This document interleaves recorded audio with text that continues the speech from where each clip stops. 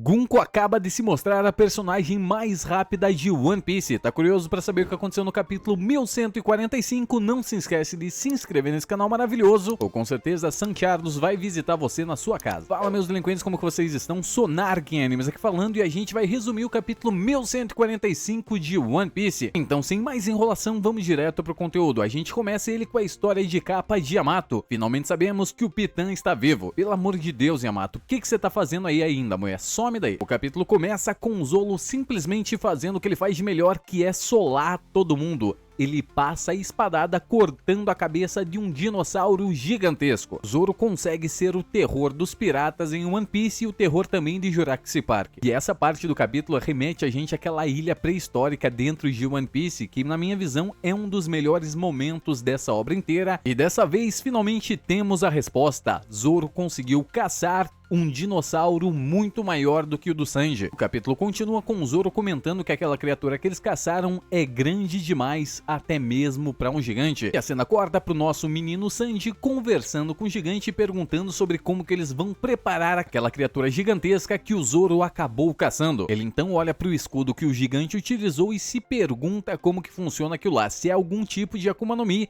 e o gigante Cebolinha revela pra gente que na realidade aquilo foi quando o paizinho enfrentou a Big Mama. Ele diz que provavelmente aquilo deve ser parecido com Zeus, e o cosplay de Cebolinha acaba estranhando um pouco porque eles conhecem os Zeus. E finalmente a gente tem um título, já que o Zeus é o comandante supremo dos Homies. Os Homies, pra quem não sabe, são aquelas criaturinhas que a Big Mama acaba dando um fragmento da sua alma. E sim, Big Mama está viva ainda. A única coisa que eu acho que tá errado aqui é que na realidade o comandante supremo deveria ser o Prometheus, já que no arco da Big Mama, simplesmente o Prometheus vive dando bronca nos Zeus, e ele se mostra muito mais ativo em comandar as coisas do que o próprio Zeus. Por fim, o Sanji fica extremamente surpreso, igual eu, ao ouvir que o Zeus é o comandante supremo, mas eles acabam não se aprofundando muito nisso, porque a cena acaba cortando lá para o reino do submundo, aos pés da árvore Adão, com Loki dizendo com muita dificuldade: Cavaleiros de Deus. Isso mesmo, eles apareceram aqui. Harurujin escuta aquela conversa atentamente e diz que o Loki deve ter arranjado problema com eles, ou com alguém do grupo deles na época que ele estava solto. O Loki revela uma coisa extremamente interessante.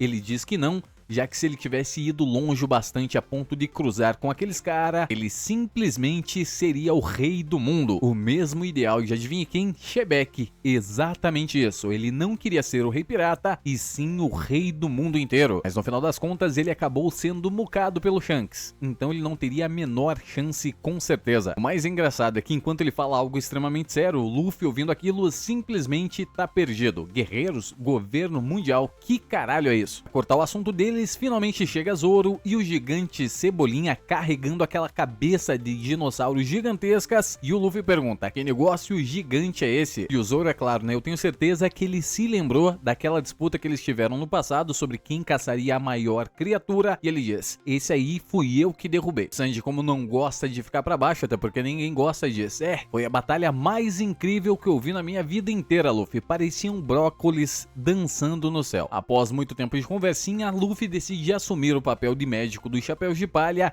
e simplesmente cozinha o pedaço de carne e soca na boca do Loki um pedação de carne muito maior que ele e quase maior que o Loki ao mesmo tempo. E note que aquela carne está fervendo. O Loki acaba tendo queimado a sua boca. Essa merda tá quente, ô desgraçado. Luffy então percebe que ele tá xingando, então provavelmente ele já tá muito melhor do que tava antes, e diz que de qualquer forma é melhor ele comer, senão ele não vai sarar dos dodói. O Loki continua mastigando aquele imenso pedaço de carne e continua reclamando igual aquelas crianças birrenta, e começa a dizer que está difícil de engolir. Luffy então decide pegar um pouquinho de sopa, e você sabe exatamente o que acontece. O Luffy traz um caldeirão de sopa fervendo e derruba na cara do Loki. Com um garçom enfermeiro desse, meu Deus do céu. Loki então, após ser mais uma vez derrotado pelo Luffy, simplesmente começa a implorar para tirar o Luffy daquele lugar. Após muita conversa, Luffy pergunta mais uma vez aonde está o Ruivo, e simplesmente o Loki diz: vocês ainda não cumpriram suas promessas, eu ainda estou amarrado, então não vou falar merda nenhuma. E ele, ainda mastigando, diz que entende porque ele quer tanto encontrar o Ruivo assim, já que ele era exatamente igual na sua época de infância. E é aí que a gente tem a revelação mais bombástica de todo esse capítulo. Simplesmente o nosso querido Loki se lembra do período que ele era uma criança e pediu para ninguém mais, ninguém menos que o próprio Shebeck para ser levado junto com a sua tripulação. E o Shebeck simplesmente responde dizendo: eu não vim aqui encontrar um pirralho catarrento como você. E o Loki, o que ele faz? Ele simplesmente chama Shebeck pra porrada. E muito provavelmente depois disso ele é embolachado pelo Shebeck, já que a cena corta com ele dizendo: eu acabei nascendo na era errada. Eu acho que na realidade Shebeck só não levou ele por causa do tamanho. Quero ver ter navio pra um gigante desse poder embarcar. E depois de muito tempo de conversa com Loki, a cena corta mais uma vez pros piratas gigantes, destruindo cada Draug que eles estão enfrentando. Enquanto eles continuam em batalha contra as criaturas estranhas, simplesmente um deles diz: ainda bem que essas criaturas são apenas imaginação das crianças. Imaginem se elas conhecessem os monstros de verdade, eles seriam ainda mais fortes. E isso reforça aquele ponto de vista que a gente tem, que as coisas são piores quando vocês realmente conhecem elas. E após essa batalha alucinante, a gente tem um diálogo de Scopper Gaban dizendo: parece que tem mais 3. Essa voz estranha não dá pra esconder. Consigo sentir ela claramente. Se até a Elbaf não está segura, é realmente o fim dos tempos. Uma das críticas que eu tenho que dar pra One Piece, tá? Oda tá fazendo isto demais. Ele simplesmente coloca diálogos desconexos com representação futura e pronto, é só isso. É sempre alguém ouviu alguma coisa, alguém viu uma coisa e tudo vai a merda. Ao menos ele fez isso com o Scopper Gaban. A cena avança mais um pouco, a gente tem um breve salto de tempo e a equipe de bombeiros estão tentando apagar o incêndio de uma gigantesca floresta. Eles dizem que não vão conseguir, já que eles não têm água suficiente. Portanto, então, eles decidem utilizar a água da Nuvem Mar. Saul, após vencer o Fenrir fora de tela, simplesmente agradece os bombeiros, já que possivelmente, se as crianças atravessarem a floresta daquele jeito, elas vão acabar virando churrasquinho. As crianças continuam se aproximando da floresta e a cena corta para Sanchomers e Gunko, que pelo ponto de vista que eles têm, eles estão extremamente longe do local, vendo somente os pontinhos que representam as crianças enquanto elas caminham para sua morte. Aí o Sanchomers, como é um baita de um mal amado, simplesmente pergunta para Gunko: Gunko, as crianças lá indo para a floresta pegando fogo, vão tudo morrer, não vão? E a Gunko, que ainda não tem uma personalidade própria, simplesmente faz um cosplay de Nico Robin, dizendo: elas vão acordar por causa do calor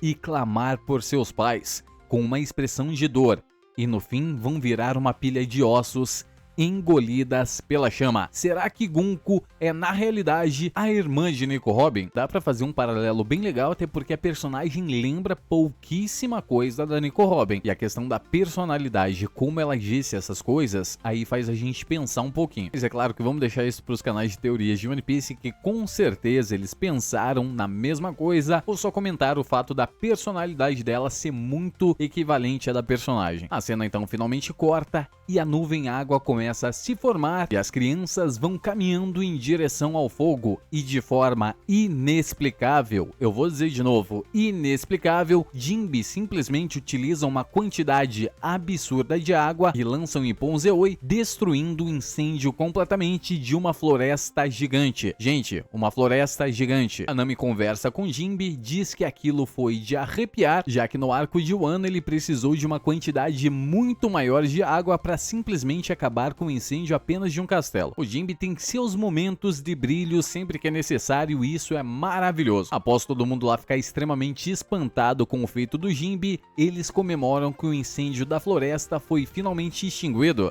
e as crianças estão bem, mas elas continuam caminhando em direção à praia. Nico Robin comenta sobre o fato do Jinbei estar por perto e mais uma vez a cena corta pro Kron conversando com a Nami sobre o fato das crianças não gostarem dele na escola, mas mesmo assim eles quererem salvá-los.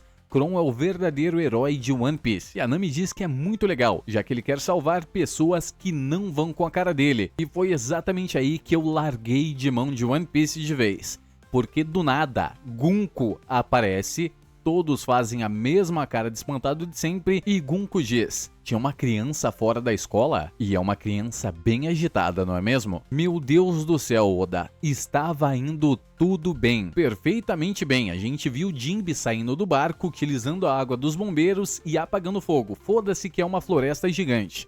Mas a Gunko, na casa do caralho, simplesmente aparecer lá, sem descrição de movimentação, aí você quer me fuder. Aí vem gente nos comentários: não, Sonarken, mas é que a Gunko se move extremamente rápida. Ah, mas é que ela possivelmente saiu de lá do barco e ela teve tempo de chegar lá. Porra, não tem defesa isso. Vamos ser sinceros, o Oda tá fazendo isso já com muita repetição.